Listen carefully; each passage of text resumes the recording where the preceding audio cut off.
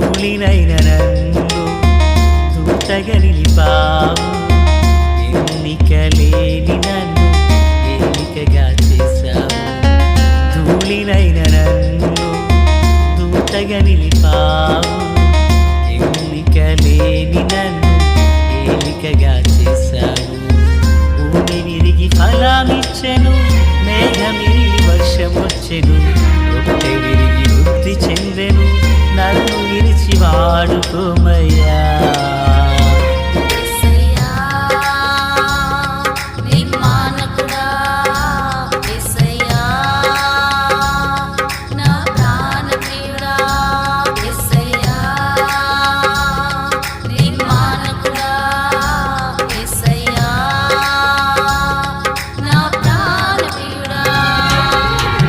ధూళినైన నన్ను దూతగా నిలిపావు, ఎన్నిక లేని నన్ను ఏలికగా చేశావు. ధూళినైన నన్ను దూతగా నిలిపావు, ఎన్నిక లేని నన్ను ఏలికగా చేశావు. ప్రభు అయినటువంటి యేసుక్రీస్తు వారి పరిశుద్ధమైన నామంలో తండ్రి అయిన దేవాది దేవునికి నిత్యము స్తుతియు స్తోత్రములు, మహిమయు ఘనతయు ప్రభావములు యుగయుగములు ప్రభువునకే చెల్లునుగాక. ఆత్మీయులారా, బాగున్నారు కదా? మరో పర్యాయము మనం ఇలాగన కలిసి దేవుని వాక్యాన్ని ధ్యానించే కృప ప్రభు మనకు అనుగ్రహించున్నారు. గడిచిన 2 దినాలుగా మీకు వర్తమానం చాలా ఆలస్యంగా అందించినందుకు చింతిస్తున్నాను, మన్నించండి. మనకు మరి మీదటి వారం అనగా 12 నుండి 15 ఉదయం వరకు, 12 పగల నుండి 15 మధ్యాహ్నం వరకు మందిరములో ఉపవాస ప్రార్థన పండుగలు ప్రభువు మనకు సిద్ధపరిచి ఉన్నారు. కనుక మనం ప్రార్థించినట్లుగానే తప్పక అందరం పాల్గొని ప్రభు యొక్క సన్నిధిని నిలిచి ఆయన సముఖమును సాగిలపడుదుముగాక. సంతోషం. ఆత్మీయులారా, మరి నేటి దిన వాక్య ధ్యానమై ఆదికాండం 24వ అధ్యాయం 24వ అధ్యాయం దగ్గరగా మరి 19 వచనం నుండి 27 వరకున్న వచనాలు, 26 వాక్యాన్ని నేను చదువుచున్నాను. ఆ మనుష్యుడు తన తల వంచి యెహోవాకు మ్రొక్కి, అబ్రహామును నా యజమానుని దేవుడైన యెహోవా స్తుతింపబడునుగాక. ప్రార్థన చేసుకుందాం.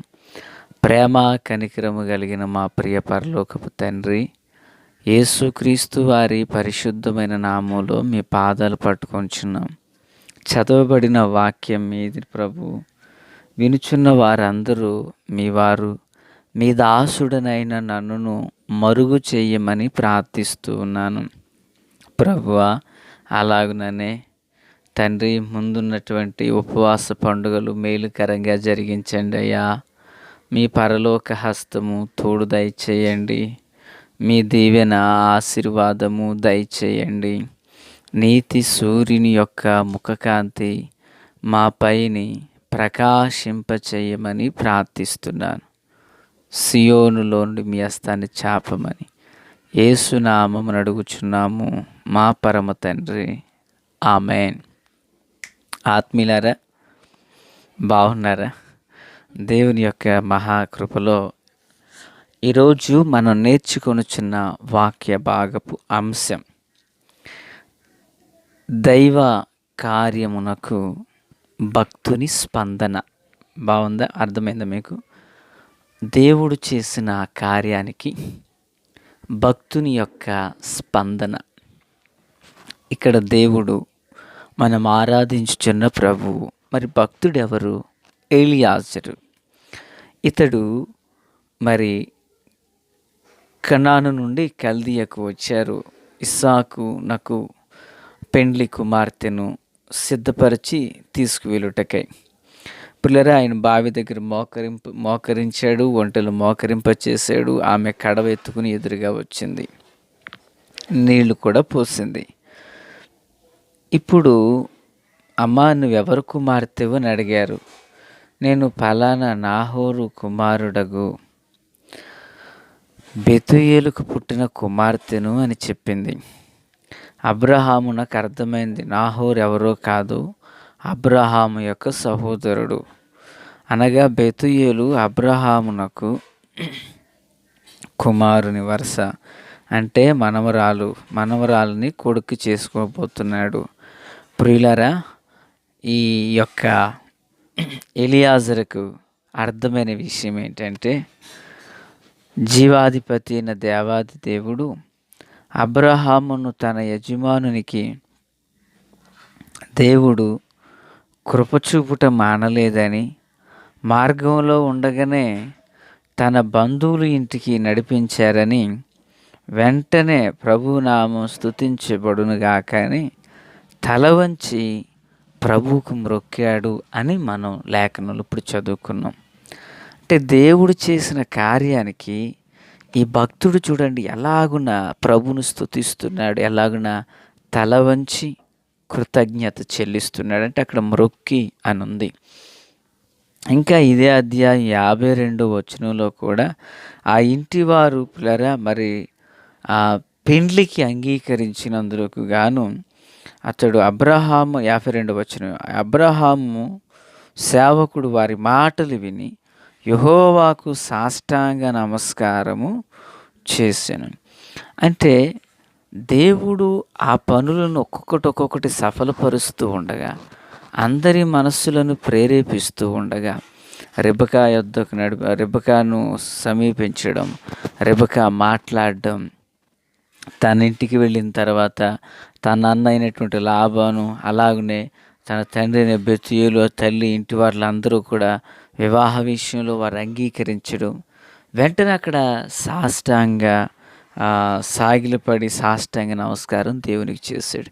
ఇక్కడ ఏమే మా ఇంటికాడ అన్నీ ఉన్నాయి, ఒంటెలకు మేత ఉన్నది, స్థలం ఉన్నది అనగానే అక్కడ మొక్కుతున్నాడు. అంటే దేవుడు చేస్తున్న ప్రతి కార్యానికి ఈయన ఆ భక్తునిగా స్పందన ఎలా ఉందంటే చాలా దైవికంగా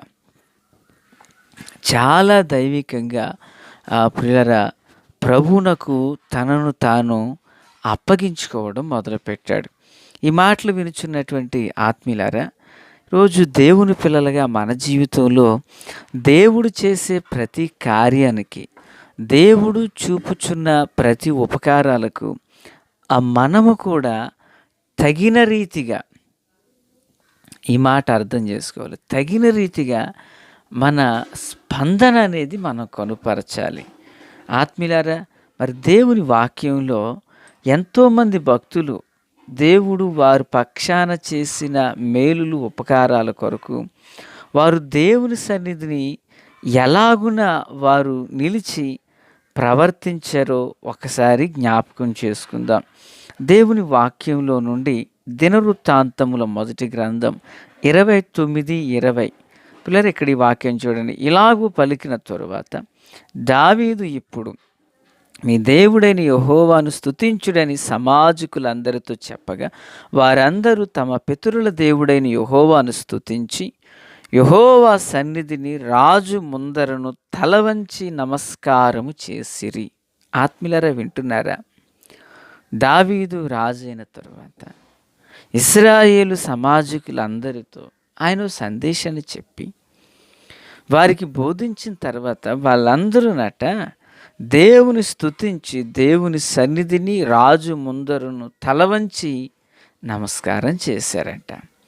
అంటే తల వంచి ఎప్పుడైతే మానవ జీవితంలో తల వంచారో,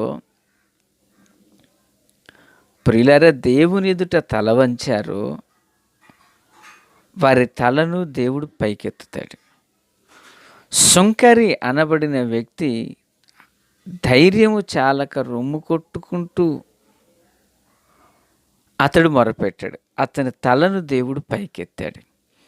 ఆత్మీయ దైవ జనాంగమా, దేవుని పిల్లలుగా దేవుని ఎదుట తల వంచడం అనేది మన భక్తి జీవితానికి సూచనగా ఉంది. మనం దేవుని యందు కలిగిన దైవ భక్తికి ఇది ఒక సూచనగా ఉంది. దినవృత్తాంతముల గ్రంథం రెండవ గ్రంథం 20:18లో మరి తన మీదకి శత్రువులు వస్తున్నారన్న సంగతి యెహోషాపాతు వినినప్పుడు, చూడండి వచనం చదువుతున్నాను, 20:18. అప్పుడు యెహోషాపాతు సాష్టాంగ నమస్కారము చేసెను. యోదావారును యెరూషలేము కాపరస్తులను యెహోవా సన్నిధిని సాగిలపడి నమస్కరించిరి. అంటే వారి భక్తి జీవితాన్ని దేవుని ఎదుట వారు ప్రదర్శిస్తున్నారు, తమను తాము తగ్గించుకుంటున్నారు. ఈరోజు దేవుడు మన జీవితంలో కూడా చేయుచున్న ప్రతి మేలును ఉపకారాల కొరకు పిల్లల మనము తిరిగి మన ప్రతిస్పందన తెలియచేయాలి కదా. ఎలియాజరు ఆమె ఎదురుపడిన తర్వాత, ఆమె ఇంటికి ఆహ్వానించిన తర్వాత తల వంచి దేవునికి మొక్కుతున్నాడు, ప్రభువా నా పని విషయంలో నేను తలపెట్టిన ఈ కార్యాన్ని మీరు సఫలం చేస్తున్నారయ్యా. ఇంటికి వెళ్ళిన తర్వాత వారు వివాహ విషయమే మాట్లాడినప్పుడు, వారు అంగీకరించినప్పుడు అక్కడ సాష్టాంగ నమస్కారం చేస్తున్నాడు. అంటే దేవుడు చేయుచున్న మేలులకు వెంటనే ప్రతిస్పందనతో ఆ భక్తి భావాన్ని బయలుపరుస్తున్నాడు. ఈరోజు దేవుని పిల్లలుగా ఒకసారి మనం కూడా ఆలోచించేద్దాం. దేవుడు అనుదినము మానక మన ఎడల కృప చూపుతూ వస్తున్నారు. ఊహించలేనన్ని ఉపకారాలు దేవుడు చేస్తూ ఉన్నారు. మరి మన స్పందన ఏంటి? ఆత్మీయులు ఏమనుకుంటే ఒక మాట చెప్తాను. వారమంతటిలో ప్రభు కాపాడి క్షేమాన్ని ఇచ్చి నడిపించిన కొన్నిసార్లు ఆదివారం కూడా దేవుని సన్నిధిలో నిలవలేకపోతున్నామంటే మన భక్తి భావాలు ప్రభు ఎదుట ప్రదర్శించగలుగుతున్నామా? ఆత్మీయులారా, ప్రేమతో ఒక్కసారి మనవి చేస్తున్నాను. దేవుడు చేసిన ప్రతి మేలు ఉపకారాల కొరకు మన భక్తిని ప్రతిస్పందనగా కనపరచాలి. మన భక్తిని ఎప్పుడైతే అలాగున ప్రతిస్పందనగా మనం కనపరుస్తామో, వాక్యం సెలవిస్తుంది పిల్లరా, ప్రతి మోకాలు ఆయన నామంలో వంగాలంట, ప్రతి నాలుక యేసుక్రీస్తు ప్రభువని ఒప్పుకోవాలంట. అన్ని నామముల కన్నా పైనామమును, యేసయ్య నామమును తండ్రి హెచ్చించారు కనుక ఆ ఉన్నతమైన నామం ఎదుట, ఉన్నతమైన నామం యొద్ద అలాగున సాగిలపడి ప్రభు సన్నిధిని మనము నిలుచుదుముగాక. ఆమేన్. తండ్రి దేవా స్తోత్రాలు. దీవించి ఆదరించి బలపరిచి పరిశుద్ధపరిచి కల్వరి రక్తంతో శుద్ధీకరించి రహస్య రాకడ కొరకు సిద్ధం చేయండి. యేసు నామమున ఆమేన్.